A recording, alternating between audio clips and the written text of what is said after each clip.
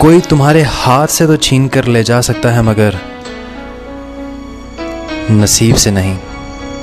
اذان کی آواز پر ایک بھی دکان بند نہیں ہوتی، مگر ایک گولی کے چلنے پر پورا بازار بند ہو جاتا۔ موت کا خوف تو ہے، مگر اس کا نہیں جس کے قبضے میں ان کی جان ہے، جن کے قبضے میں ان کی موت ہے۔ حضرت محمد صلی اللہ علیہ وآلہ وسلم نے فرمایا، جو شخص اپنے گھر میں رزق کی فراوانی چاہتا ہے وہ یہ 3 کام لازمی کرے۔ جو ہی وہ گھر میں داخل ہو، خواہ سامنے کوئی ہو یا نہ ہو، وہ السلام علیکم کہے۔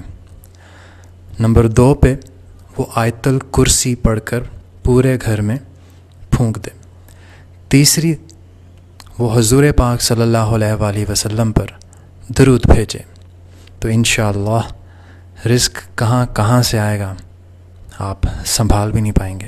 حضرت علی رضی اللہ تعالی عنہ نے فرمایا کہ اے لوگو، اللہ پر بھروسہ رکھو جو تمہاری اتنی ساری نافرمانیوں کے باوجود تمہارا رزق بند نہیں کرتے۔ سبحان اللہ۔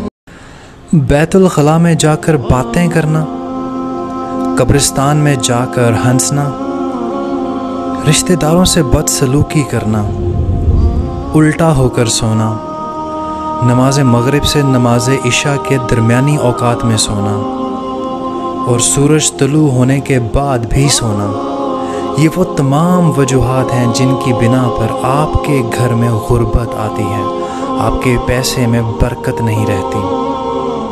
اگر میسج پسند آیا ہو تو اسے زیادہ سے زیادہ شیئر کیجیے اور کمنٹس میں سبحان اللہ کہہ سکتے ہیں۔ Thank you. حضرت علی سے کسی نے پوچھا کہ ہمیں کیسے پتہ چلے گا کہ جو ہم پر سزا یا آزمائش آئی ہے وہ اللہ کی طرف سے آئی ہے؟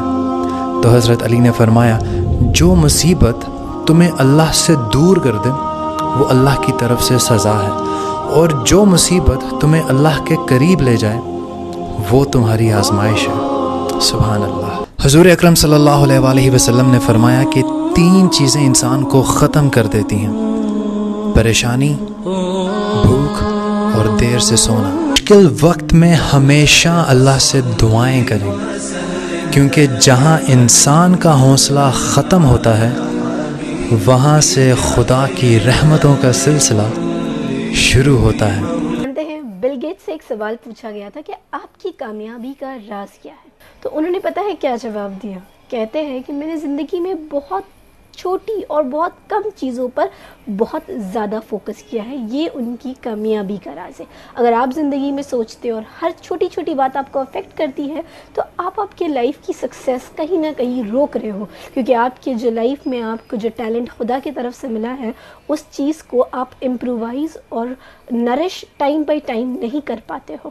تو اس لیے آپ کو ضروری ہے کہ زندگی میں جو چیز امپورٹنٹ ہے اس چیز پہ فوکس کریں۔ ہر چھوٹی چیزوں پہ فوکس کرنا یا ریئیکٹ کرنا ضروری نہیں ہے۔ اللہ حافظ۔